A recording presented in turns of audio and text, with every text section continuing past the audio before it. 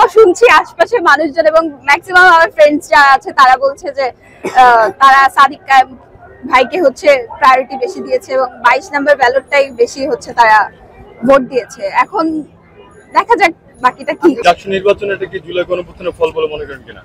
জি, এটা আমি মনে করছি, কারণ এখন ডাকসু নির্বাচনটা মিনিমাম ৩-৪ বছর পর পর হয়। আমি আগে যতটুকু শুনেছি, বাট এটা হচ্ছে যে জুলাই অভ্যুত্থানের পরে এটা প্রথম। তো এটা হচ্ছে আমি বলবো যে ওই সেকেন্ড স্বাধীনতার পরে এটা আমাদের একটা নতুন প্রাপ্তি। অন্যরকম কি আনন্দ লাগছে যে গণতান্ত্রিক চর্চা এতদিন, যেহেতু আমি লোক প্রশাসনের স্টুডেন্ট, আমাদের হচ্ছে এসব গণতন্ত্র ডেমোক্রেসি এসব নিয়ে খুব বেশি চর্চা বা এগুলো বলা হয়, বাট ইমপ্লিমেন্টেশনটা আমি খুব একটা দেখিনি। বাট এই ফার্স্ট টাইম যখন আমি ডাকসু নির্বাচনটা ভোট দিলাম, তো আমার কাছে পার্সোনালি খুব খুশি লাগছে। As a public administration student বলেন বা হচ্ছে একজন নর্মাল শিক্ষার্থী হিসেবে বলেন। এটা কি আপনার প্রথম ভোট? জি, আমার লাইফের এটা ফার্স্ট ভোট। আমি হচ্ছে ভোটার হওয়ার পর এখন পর্যন্ত ভোট দিতে পারিনি। তো অনুভূতিটা অনেক আনন্দের, খুবই ভালো লাগছে দিয়ে, খুবই মজাও লাগলো।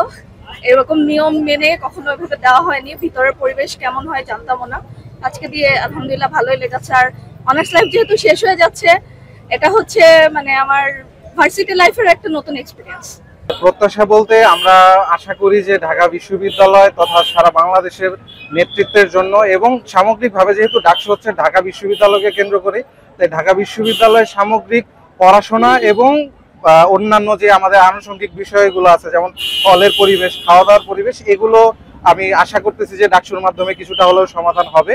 আর সামগ্রিকভাবে মানে আমি বলতে চাই যে ঢাকা বিশ্ববিদ্যালয় যেহেতু অতীতেও বাংলাদেশের সবকিছুতে নেতৃত্বস্থানীয় ছিল এবং এইবারের ডাকসুকে বলা হচ্ছে যে একটা লিটমাস টেস্ট, যে ডাকসু যদি মানে নিরপেক্ষভাবে হয় তাহলে আমরা ধরে নিতে পারি সামনেও এই কালচারটা বজায় থাকবে এবং দেশের রাজনীতিতে এটা একটা ভালো বার্তা হিসেবে প্রকাশিত হবে।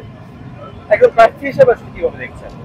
আচ্ছা, প্রার্থী হিসেবে আসলে এখানে ভালো মন্দ সবকিছুই বলতে হয়, আমি এখন এত বেশি কথা বলতে চাচ্ছি না। তবে এখন পর্যন্ত মানে কিছু কিছু ক্ষেত্রে লেভেল প্লেইং ফিল্ড অবশ্যই ছিল, আবার যেগুলো মানে আমি তো ডেফিনেটলি অরাজনৈতিক পদে স্বতন্ত্র প্রার্থী হিসেবে দাঁড়িয়েছি। বিভিন্ন রাজনৈতিক পদ যেগুলোতে হচ্ছে হ্যাভিওয়েট প্রার্থী বিভিন্ন রাজনৈতিক দল দিয়েছে, সেই ক্ষেত্রে আসলে তাদের বিষয়টা তাদের, আমি আসলে কোনো প্যানেলেও ছিলাম না। তো আমার একান্ত ব্যক্তিগত জায়গা থেকে আমি হচ্ছে একটা সুষ্ঠু পরিবেশ এখন পর্যন্ত পেয়েছি। আমি যখন যাই তখন হচ্ছে ওনাদের কার্ড দেখছিলাম যে ওনার বিতরণ করছে। শুধু ছাত্র দল না, এখানে হচ্ছে আপনার স্বতন্ত্র প্রার্থীরাও ছিল বেশ কিছু, যারা হচ্ছে লিফলেট দিচ্ছিল, বলছিল যে আপু আমাকে ভোট দেন। এছাড়া রোকেয়া হল সংসদের বেশ কিছু আপুকেও দেখছিলাম, তারা বলছিল যে আপু ভোট দেন আমাকে, হচ্ছে ব্যালট নাম্বার এই। তো এগুলোই।